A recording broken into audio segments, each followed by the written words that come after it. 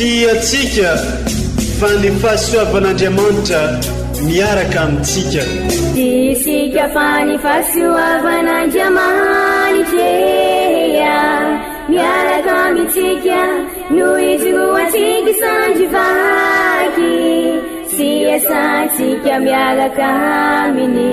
Ny fianakaviana no taniketsa ipoiran'ny vocation. Déploie ton cœur et viens nous sauver. Délivre-nous de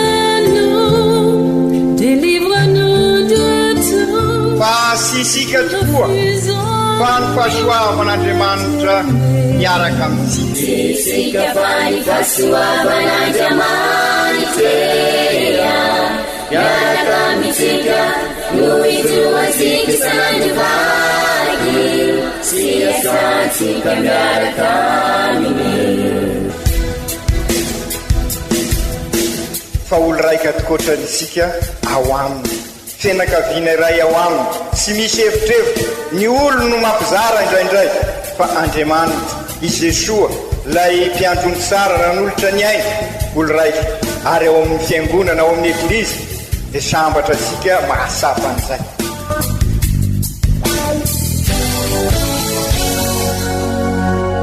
Olo araiky atsika atambatry ny fanahy masina kamiray, olo araiky ao amin'ny Kristy.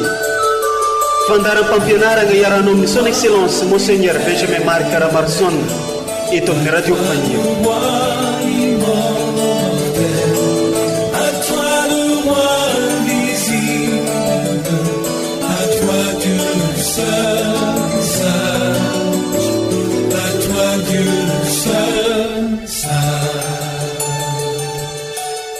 Magnano mbala tsaratsika jiaby izay mitandregny sy magnaraka hatrany ireo fandarana maro samihafa eto amin'ny ity onjam-peotsika radio Fanery Maria, onjam-peo manambotra antsika olo araiky ity.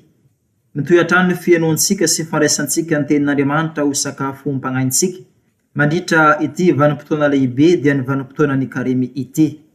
Amin'ny ity alahady fahadimy amin'ny karimy ity dia omeny eglizy loahevitra antsika dia ny hoe i Kristy no fiainana sy fananganana ho velona.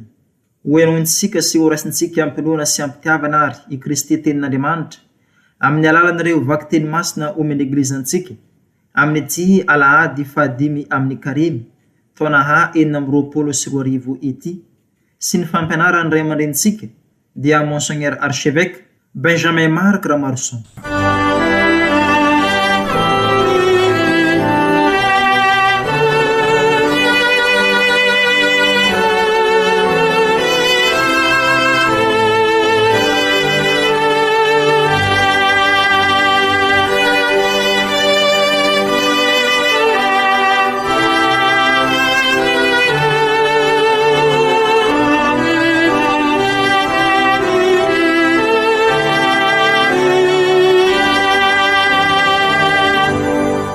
Fankalazana ny tenin'Andriamanitra, vaky teny masina voalohany, boky Ezekiel ampaminany. Izao no lazainy Tompo Andriamanitra: indro aho anokatra ny fasanareo, ampiakatra nareo avy ao ampasana ry vahoakako, ary hitondra nareo ho eo amin'ny tanin'i Israely.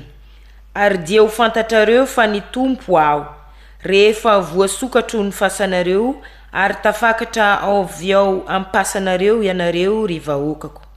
Ataoko ao anatinareo ny fanaiko dia ho velona ianareo, sady omeko fitsaharana eo amin'ny taninareo, ka dia ho fantatrareo fa izaho Tompo dia milaza sy manatanteraka koa. Izany ary ny tenin'ny Tompo, isaorana ny e Andriamanitra.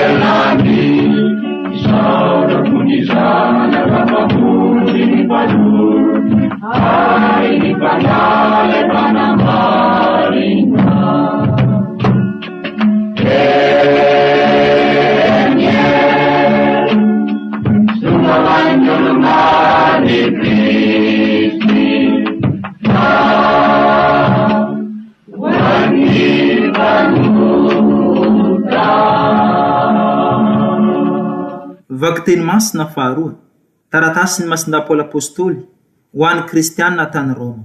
Ry kristianina havana, izay ao amin'ny nofo dia tsy mety ho sitrak'Andriamanitra, fa ianareo dia tsy ao amin'ny nofo fa ao amin'ny fanahy, raha mitoetra ao anatinareo koa ny fanahin'Andriamanitra.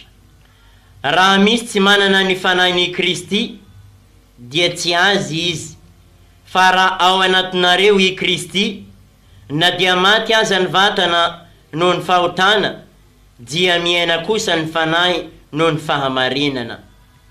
Ary raha ny fanahiny izay nanangana an' Jesosy velona no mitoetra ao anatinareo, dia izay nanangana any Kristy Jesosy koa no hamelona ny vatanareo mety maty, noho ny fanahiny izay mitoetra ao anatinareo. Izany ary ny tenin'ny Tompo, isaorana ny Andriamanitra.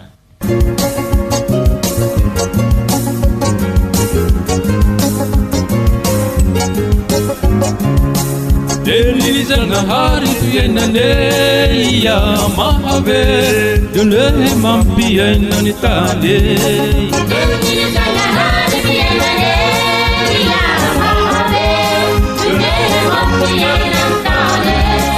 Delizanahari mahereya jimbiuve mandagizaye. Delizanahari mahereya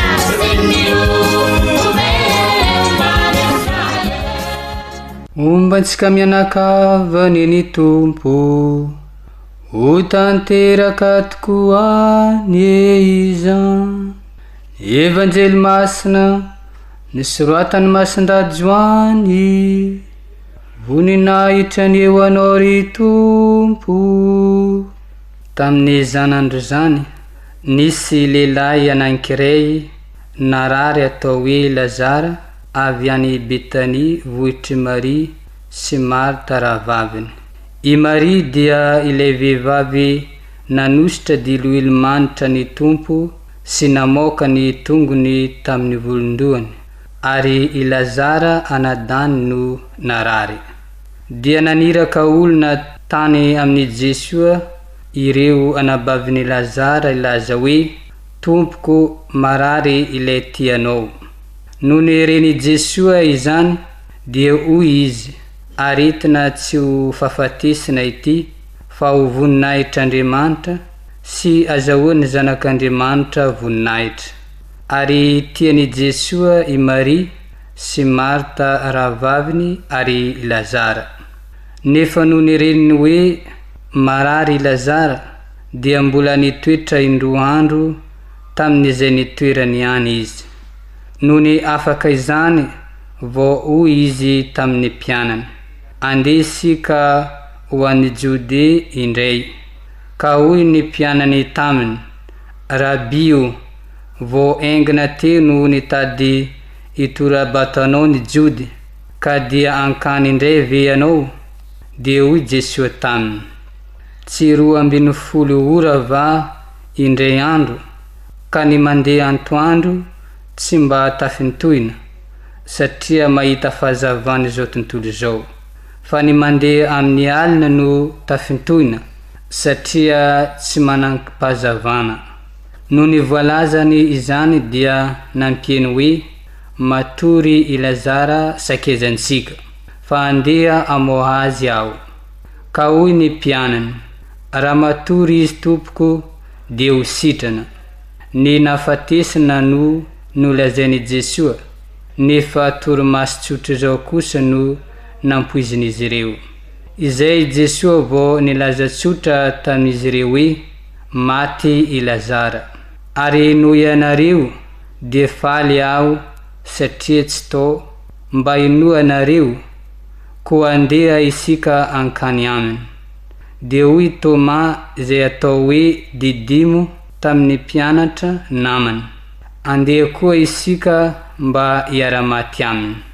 Noho ny tonga tany Jesosy dia hitany fa efa nilevina eferana izy, ary Betania dia atao ankaikin'ny Jerusalema, tokony ho 510 stady.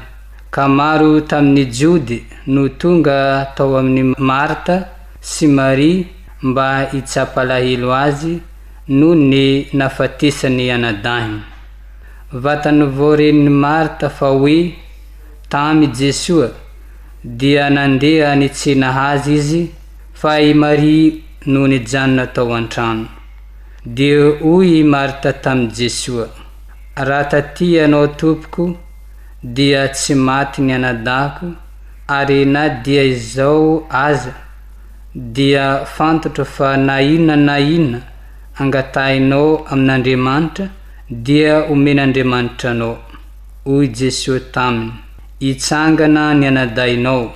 Fa hoy Marta taminy, fantatro fa hitsangana izy amin'ny farandro fitsanganan'ny maty. Hoy Jesosy taminy, izaho no fananganana sy fiainana, izay mino ahy na dia maty aza dia ho velono indray, ary izay rehetra velono ka mino ahy dia tsy ho faty mandrakizay. Mino zany va ianao? Dia hoy izy, eny Tompoko, mino aho fa ianao no Kristy zanak'Andriamanitra velono, ilay hoe ho tonga amin'izao tontolo izao. Ary rehefa nilaza izany izy dia lasa ny antso mangingina ny Maria, rahavaviny nanao hoe, ao ny Tompo ka miantso anao izy. Vao nandeha zany kosa i Maria dia nitsangana niaraka tamin'izay ka nankao aminy. Fa mbola tsy tonga tao an-tanàna i Jesosy, fa mbola teo amin'izay nitsenany i Marta azy ihany. Noho ny hitany Jody izay tao amin'ny Maria tao an-trano sy nitsapa alahelo azy, fa nitsangana engana izy ka nivoaka, dia nanaraka azy izy ireo, fa nihevitra hoe lasa hitomany amin'ny fasana izy. I Maria kosa noho ny tonga tao amin'izay nitoerany Jesosy ka nahita azy, dia nankoka tamin'ny tongony sy nanao taminy hoe, raha taty ianao Tompoko dia tsy maty ny anadahiko. Noho ny nahita azy nitomany Jesosy sy reto Jody niara nitomany taminy koa, dia nandevy ny fony Jesosy ary nientana iray ihany ny tenany rehetra. Ka hoy izy, eza no nandeveninare azy? Dia hoy ireo taminy, andeha ianao izaho Tompoko, ary nitomany Jesosy. Dia hoy ny Jody, akory tiany haben'ny fitiavany azy? Fa hoy kosa ny sasany tamin'izy ireo, tsy azony natao va re ny nisakana andra lehilahy ty tsy ho faty, nefa ny mason'ilay teraka jamba nampahiratiny. Dia niontana indray ny fony Jesosy, ary lasa izy nankeo amin'ny fasana izay zohy norakofana vato. Ary hoy izy, esory ny vato. Ka hoy Marta anabavin'ny maty taminy, efa membo izy Tompoko, fa efa eferana izay.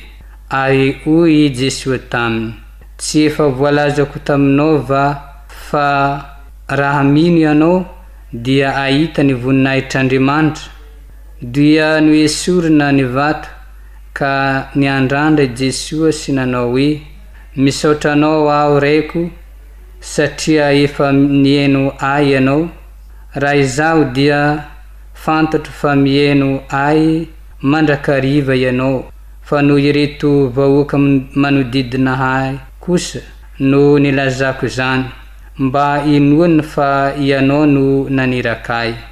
Rehefa nilaza izany izy dia niantso tamin'ny feo mahery hoe mivoaha ry Lazara, ka niaraka tamin'izay dia nivoaka ny maty, ny tongotra aman-tanany nisy fehimpaty, ary ny tavana ny sarona lamba. Dia hoy Jesosy tamin'ny olona, vahao izy ka avelao andeha. Ary Marta amin'ny Jody izay tonga tao amin'ny Maria sy Marta sy nahita nataony Jesosy no nino azy. Delizanahari tuyenaneya mahave dule mampiyenani tale. Delizanahari tuyenaneya mahave dule mampiyenani tale. Izany ary ny tenin'ny Tompo, dirany ho anao ry Kristy.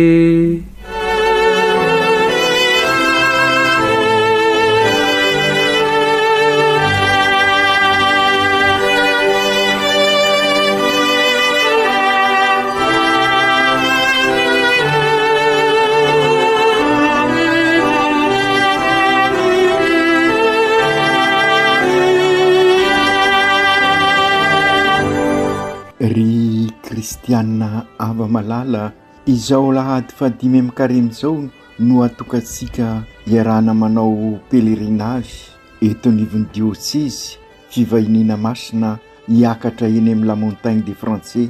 Eny amin'ny la montagne tokoa des Français ho antsika eto andrenivohitin'ny diocèse dia hiaraka hiakatra ny tendrombohitra antsika olo raika jiaby, hiaraka andinika ny lalàny azy fizaliana, hiaraka hivavaka mba hiavao tokoa ka ahafahasika hiara hisangana amin'ny Kristy raha miara-maty aminy amin'ny fahotana. Izany hoe ampiakatra ny fiainantsika mba sy hirefarefa amin'ny tany.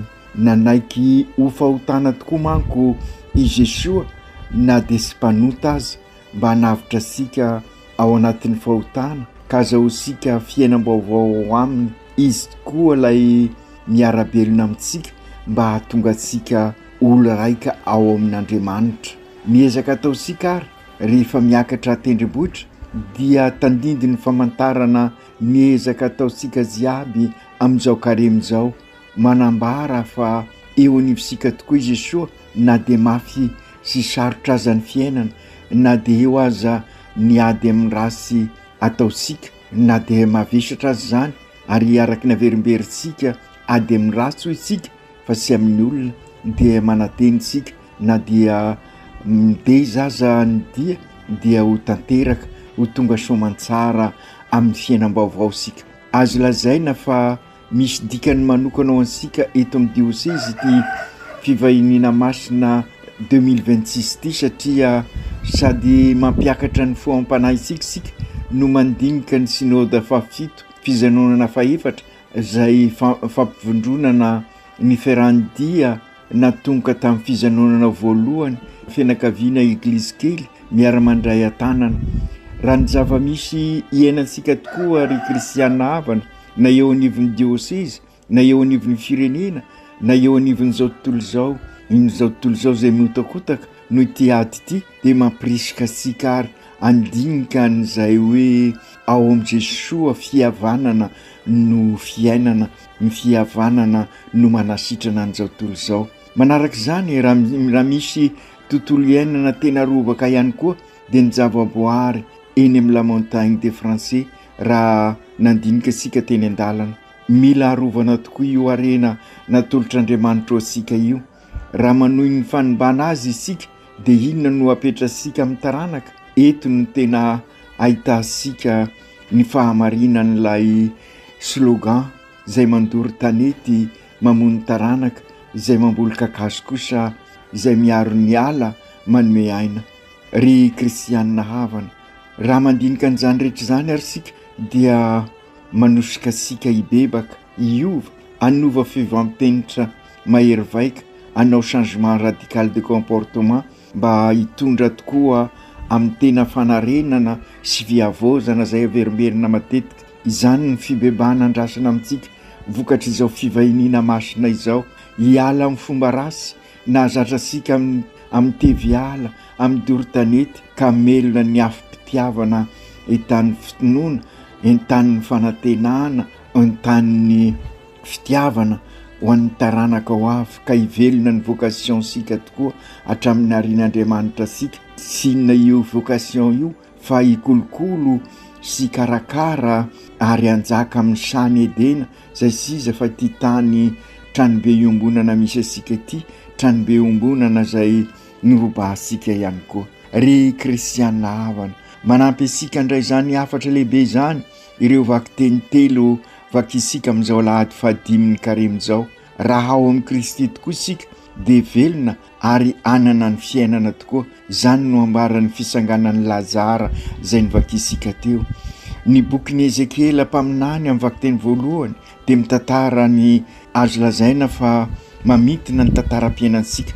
Raha lavitra an'Andriamanitra isika tahaka ny vahoakan'i Israely mandao an'Andriamanitra sy miarabelona aminy dia enitsika teo ny vokany ary dia sy misy aina isony taolana taolapaty. Toa raha zany koa no ny etraketraka ataosika de maty ny tontolo iainana ary ny vokany de mety maty miaraka aminy koa isika ary de hitasika ny vokatry ny etraketraky ny ady maro ny maty fa raha miarabelona sy miaradia amin'Andriamanitra isika ka zary fianakavian'Andriamanitra ka izy tokoa no Andriamanitsika de izy no fiainansika, izy no famarinasika, izy no fitiavana ho ansika. Raha mibebaka marina tokoa isika fa indrindra amin'izao karem'izao de ho velona ao aminy ka ny fanahany Andriamanitra no mamelona sika araky ny voalazan'ny Ezekiela mpaminany amin'ny vakiteny voandrenesika teo. Ka amin'izay ny ataosika rehetra de manambara fa zanak'Andriamanitra araky ny teny fanevan'ny synôda fahafito zay aisika Saint-Jery sara eglizy olo velominy batemy miombona miara-dalana mandray atanana zary missionnaire tabernakla velona. Ho soavin'Andriamanitra isika noho izany ka ifanasoa sy ifanatsara sy manjaka insony ny herisetra mifitapitaka sy ny lainga fa ny rariny sy mihisiny satria olo marina isika. Ny fanan'Andriamanitra ny manentana antsika fa velona isika fa sy sanatr'izany taolana. Ny evanjely vakiteny nrenesika teo dia mitantara kosa ny fananganan'i Jesoa any Lazara. Fantasika sara fa nisy ady hevitra na tamin'ny mpianatra na tamin'ny Maria sy Marta na tamin'ny Zody. Isika ihany koa amin'izao famakivakiisika ny fiainansika izao amin'izao fikaratsika manao fivahinina masina pelerinage aty atendrombohitra zao amin'izao fialansika ny fiainana zay mandrendrika sika zay tady ampireferefasika ka sy ahitasika ny anjara masoantsika zao de tahaka ny Maria sy Marta koa isika tahaka n'ireo Zody sy ireo mpianatra koa zay niady hevitra mafy ka ho indrindra manko i Marta tamin'i Jesoa raha taty manko ianao zao tompoko de sy maty ny anadako ary izao de efa fantako fa na inona angatainao amin'Andriamanitra de omen'Andriamanitra anao izany. De izany fanantenin'ny Marta izany tokoa no ataosika amin'izao synôda ka hanasana sika izao.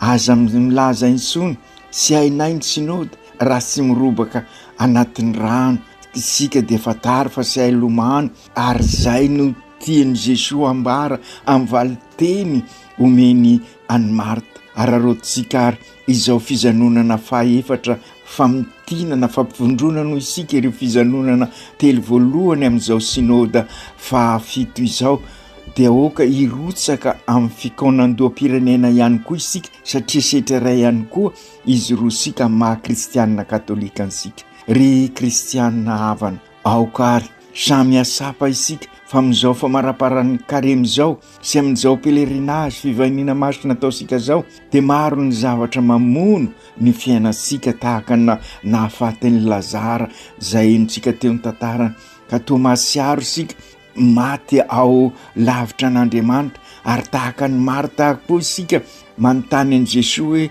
aiza ianao Jesoa, aiza ianao no tsy hita, maninona ianao no ny tsy hita maninona izao no miseho, inona no mahatonga an'izao tolavitra ny zan'Andriamanitra izany.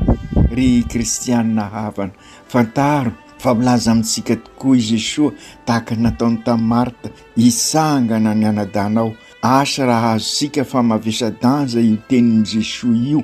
Ry kristianina havana, sy manambara fahavelomana ihany io teny nataon'i Jesosy io, fa tena manambara ny fiverenana amin'ny asiny mahaolona. Araky ny evanjely dia fa sima maimbo ny razana, izany hoe very ny mahaolona azy, nefa indro mitsangana miverina amin'ny fiainana manontolo. Noho izany ry kristianina havana, mitaky finoana amin'ny Marta i Jesosy eto, torak' izany koa mitaky finoana amintsika izy amin'izao alahady 15 amin'ny karemy izao, amin'izao sika miakatra aty an-tendrombohitra izao, mitaky fitokisana amin'ny Jesosy. Izy no afaka mampisangana asika, izany hoe tahaka ny voalazan'i Ezekely mpaminany, afaka mamelona asika, ary raha avelany sika eo anivon'ny fiainansika izy. Izay ny dikany finoana izay, mamela an'Andriamanitra, mamela ny Jesosy eo anivon'ny fiainansika. Raha izy tokoa no eo anivon'ny fiainansika amin'ny andavanandrom-piainasika, dia afaka manangana asika izy, na dia eo aza ny zavatra maro mety mampavozo asika, mampatahotra asika. Na ireo manodidina asika tahaka nataon'ireo apôstôly saika nanakivy an'i Jesosy sy ndeha any amin'ny fasan'i Lazara. Anisan'izany koa ilay vavaka nataon'ny mpianatra, raha nilaza tamin'i Jesosy ireo olona nampandeha azy: Tompo, marary ilay tianao. Izany hoe ilay mifandray sy miara-miaina amin'ny Jesosy. Namaly Jesosy ka nanao hoe aretina tsy ho fahafatesana io, fa ho voninahitra Andriamanitra. Raha tonga tany amin'ny toerany Jesosy dia nisainto tokoa, satria manana fifandraisana lalina tamin'ny Lazara izy, ary nisainto ihany koa satria maro ireo manodidina sy nino azy. Ry kristianina havana, manana fifandraisana lalina amintsika tsiraikiraiky Jesosy, ka mino aho fa misainto izy mahita ny fiainantsika sy zarizary zao, ary misainto ihany koa izy noho ny tsy fampian'ny finoana ananasika. Ry kristianina havana, indro ary izy manangana antsika rehefa teo anatrehan'ny fasana Jesosy, efa nalevo ny Lazara izay manambara ilay fiainana loha potika simba, dia nanjary fiainana vaovao. Ka izany ry kristianina havana no antenaisika vokatry n'izao pelerinage raha sika manao izao amin'izao alahady 15 karemy izao, hiditra ao Jerosalema miaraka amin'ny Jesosy sika, ka ilay fiainana loha simba maimbo potika dia io irisika ary iova ho fiainam-baovao ao amin'ny Jesosy. Inona moa izany fiainam-baovao andrasasika izany? Tsy inona fa no ny asan'ny fanahy masina, izany hoe manaiky mibebaka isika dia miova ny fifandraisasika simba, loha, potika, izany hoe zary mirindra ny fifandraisantsika amin'ny zavaboary, ny fifandraisantsika samitsika eo anivon'ny fiarahamonina, ny fifandraisantsika amin'Andriamanitra, ka amin'izay velona ilay taolana maty, ka velona ny fifandraisana fiainana vaovao no ao anatin'izay fifandraisana izay, tanteraka noho ny fihavanana nentin'i Jesosy. Ka io no manasitrana an'izao tontolo izao, satria manome aina mamelona ny taolana efa maty. Ka ry kristianina havana, izao tokoa ary ny andro sara, izao ny andro pasoavana, manatona ny tompo aritsika. Ny tena mahavariana dia izy aza no manatona antsika ry kristianina havana, tahaka ny nanatonan'ilay vehivavy Samaritana, tahaka ny nanatonany an'ilay zamba nyrenesika tamin'ny evanjely, tahaka ny nanatonany ny Lazara maty androany, ka nanome aina, nanome rano, nanome fahazavana. Izay ny vokatra ny fiombonana amin'ny Jesosy, ary izay ny dikany izao fivahiniana masina ataosika izao.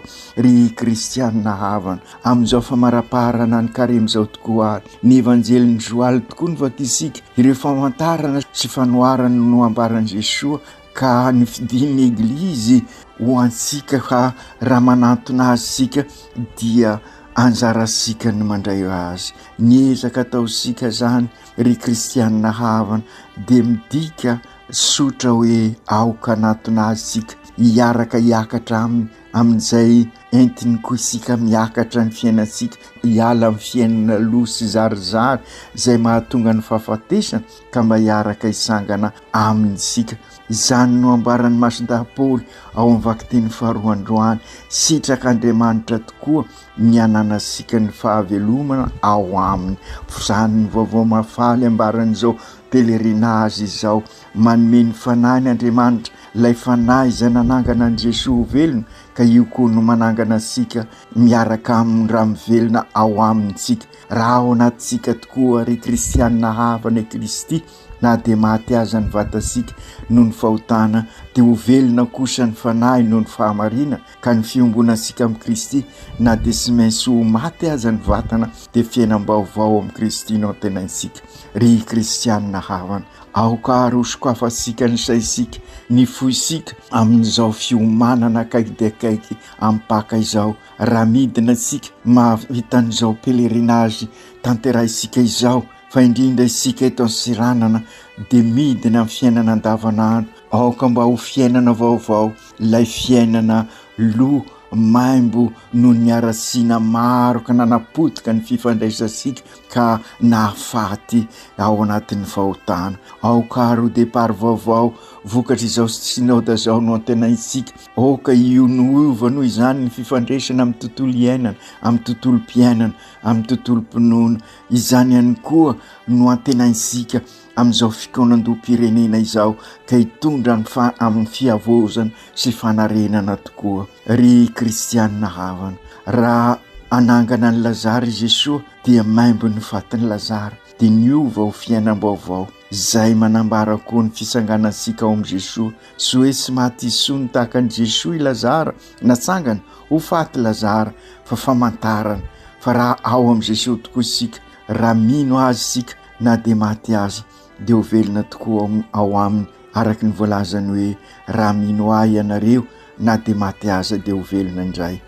Ry kristianina havana, raha mino an' Jesosy isika rehefa midina avy ety amin'ny lamontainy, na dia ho aza ny fiainana sarotra manambara ny fiainana loha noho ny fahotansika, raha mibebaka tokoa isika, fa indrindra amin'izao fiomanana akaiky mpaka zao dia asangan'Andriamanitra tahaka ny Lazara, ka afaka mizoro ao anatin'izay fiainam-baovao ao amin'Andriamanitra. Engany ianao tokoa ry Jesosy no anentana ny fiainanay, ka ny fanahinao tahaka ny nataonao tamin'ireo famantarana ao amin'ny bokin'i Ezekiela omenao anay, ka ho velona indray izahay, ary ianao no Andriamanitray, ary izahay zary fianakaviana be ao aminao, olo raika aminao, ka na dia maty amin'ny fahotana azy dia hisangana ho velona ho zanak'Andriamanitra ao aminao. Engany izao fiomananay akaiky dia akaiky mpaka izao, ry Jesosy Tompo, anampy anay bebe kokoa amin'ny ezaka rehetra ilainay amin'ny fiainana sy zarizary, amin'ny fiainana mitondra anay amin'ny herisetra, ka mahatonga anay mifanapotika sy mifamono. Engany mba ho fiainam-baovao ao aminao tokoa izahay.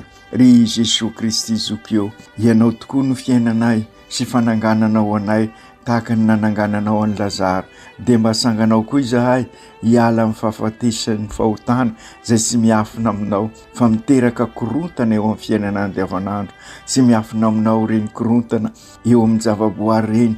Ka raha mbola mitoy izao dia ho potika izahay sy ny taranakay, sy ampy an'izany ihany fa noho ny trano be robaka noho ny ty ady eseroa ity dia sy mitodika amin'ny hafa izahay, fa mitodika amin'ny tenanay, manjaka ny fitiavatena, fialona navinavina, ka mifanilika mifamono ka netraketraka no hita. Ry Jesosy, ampio izahay hibebaka tokoa, hiova fo ka hifanasoa sy fanatsara. Ny fanahinao anie amelona anay ao aminao, ka izoroanay amin'ny fiainana sy mety maty isony. Masiny Maria reny io, tahio tantany izahay hiroso anatona an' Jesosy, mba ho velominy tahaka ny Lazara, ka na dia efa sima maimbo aza ny fiainanay dia ho velony indray, anambara ny vaovao mafaly takanao ho tabernakla velona. Masinday Josefo, mivavao amin'ny fianakaviana, mba ho teny eglizy kely tokoa, ho manitra ny vavaka sy ny asa soa, ka zary tabernakla velona ihany koa mpivahin'ny fanantenana mamafy fiadanana afaliana fihavanana zay anasitrana an'izao tontolo izao aoka tanteraka zany amin'ny anaran'ny ray sy ny zanaka sy ny fanahy masina amen.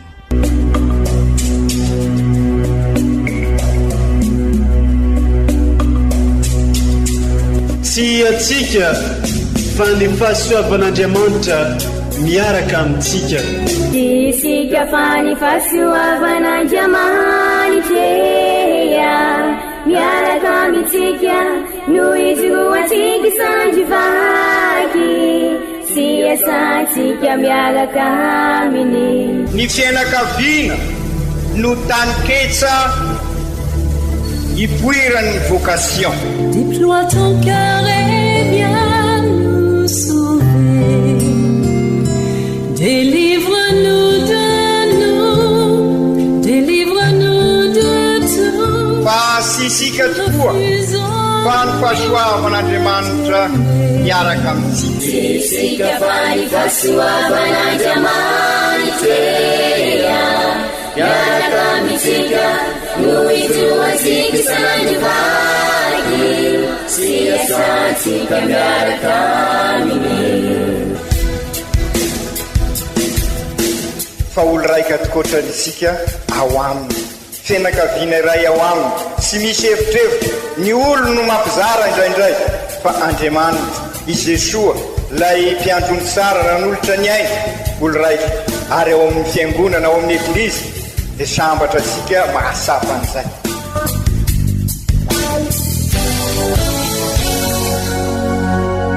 Olo araiky atsika atambatry ny fanahy masina kamiray olo araiky ao amin'ny Kristy. Fandaram-pampianarana iaranao amin'ny son excellence Monseigneur Benjamin Marc Caramarson eto amin'ny radio Fania.